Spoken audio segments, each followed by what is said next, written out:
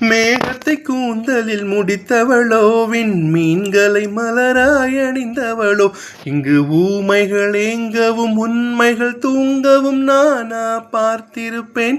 ஓஹோ உங்க பொன்னான கைகள் புண்ணாகலாமா, உதவிக்கு வரலாமா, சம்மதம் வருமா, சந்தேகம் தானா, தலையை விரித்து தென்னை போராடுதோ, எதனை நினைத்து இளநீராடுதோ, ஆஹா மாருதம் வீசுவதாலே ஆனந்தம் பொங்குதே மனதிலே. செந்தமிழ் தேன் மொழியாள் நிலாவென சிரிக்கும் மலர் கொடியாள், நிலாவென சிரிக்கும் மலர் கொடியாள், பைங்கனி இதழில் பழரசம் தருவாள், பருகிட தலை குனிவாள்.